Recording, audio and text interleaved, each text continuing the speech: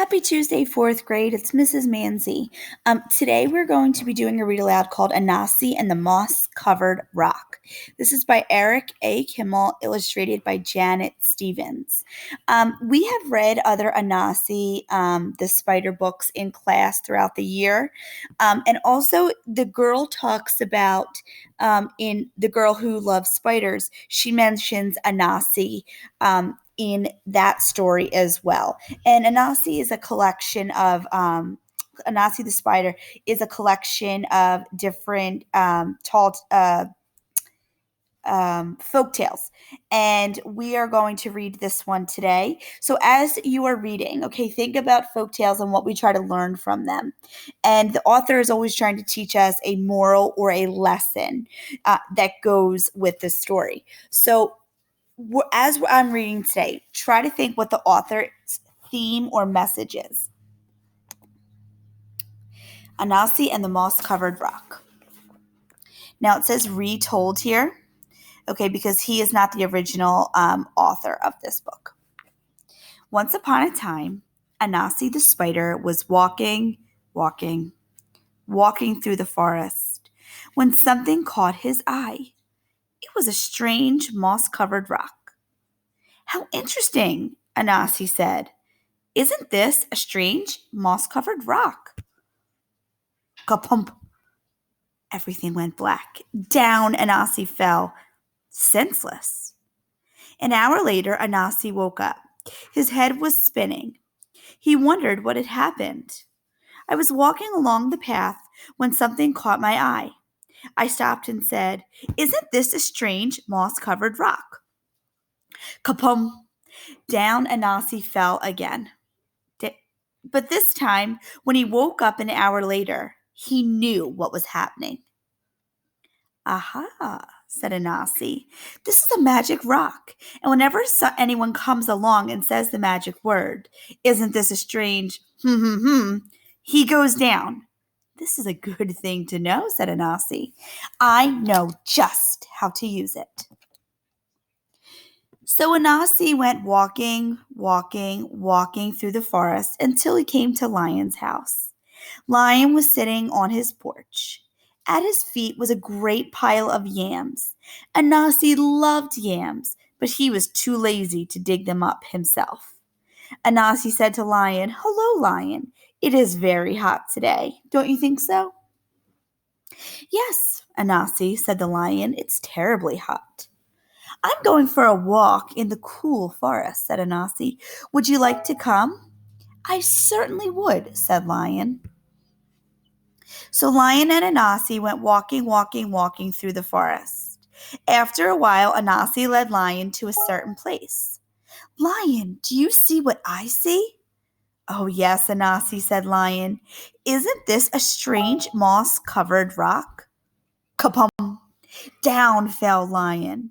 Anansi ran back to Lion's house and made off with Lion's yams. An hour later, Lion woke up. His head was spinning. Anansi was nowhere in sight, and when he got home, he found that every single one of his yams was gone. Lion was very sad. But Anansi was very happy. He couldn't wait to play his trick again. Once more, Anansi went walking through the forest. This time he stopped at Elephant's house. Elephant was sitting on his porch. At Elephant's feet was a great pile of bananas. Anansi loved bananas, but he was too lazy to pick them himself. So he said to Elephant, "Hello, Elephant. Isn't it hot today?" "It is," Elephant agreed. "I'm going for a walk in the cool forest," Anansi said. "Would you like to come?" "That sounds nice," said Elephant. "Thank you for inviting me, Anansi." So Anansi and Elephant went walking through the forest. After a while, Anansi led Elephant to a certain place. "Elephant, look! Do you see what I see?" Elephant looked. "Yes, I do, Anansi. Isn't this a strange moss-covered rock?" Kapoom! Down fell Elephant. Anansi ran back to Elephant's house and made off with all of the bananas. An hour later, Elephant woke up. His head was spinning.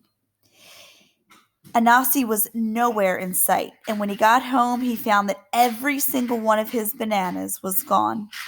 Elephant was very sad. But Anansi was very happy. He couldn't wait to play his trick again. He played it on rhinoceros and hippopotamus. He played it on giraffe and zebra. He played it on every single animal in the forest. But all this time, watching from behind the leaves, was little bush deer. Little bush deer is small and shy and very hard to see. She watched Anansi play his wicked trick again and again on the other animals. Little bush deer decided it was time for Anansi to learn a lesson. So little bush deer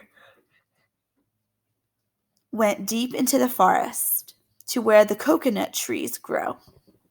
She climbed a coconut tree and threw down a great many coconuts. She carried the coconuts home in a basket and set them up on her porch. Then she sat down beside them to wait. In a little while, along came Anansi. Anansi's eyes lit up when he saw little bush deer's coconuts. Anansi loved coconuts. He loved to eat the tender white coconut meat and drink the sweet coconut milk inside. But he was much too lazy to gather coconuts himself. Instead, he said, "Hello, little bush deer. It's so hot today." Little bush deer smiled. "It is very hot, Anansi.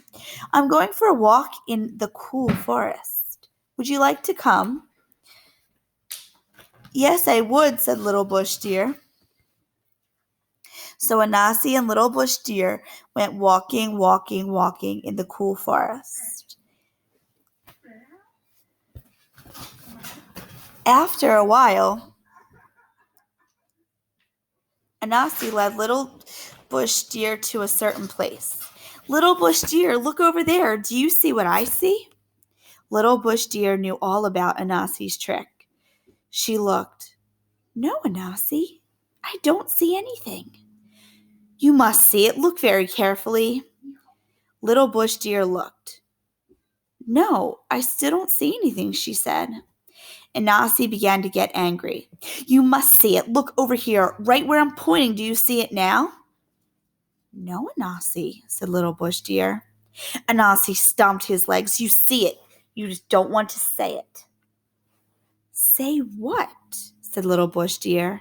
"You know." "Is that what I'm supposed to say?" "Yes," said Anansi. "All right, then I will say it to make you happy." "You know," said little bush deer. "There, I said it. Are you satisfied?" "No!" Anansi shouted. "You're not supposed to say you know.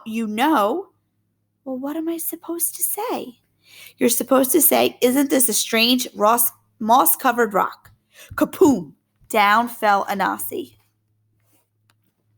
Little bush deer ran and got all of the other animals.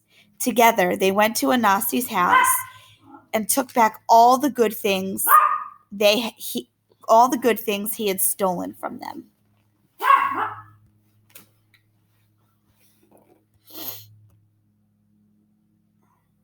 An hour later, Anansi woke up. His head was spinning. Little bush deer was nowhere in sight. And when he got home, he found his house as empty as it was before.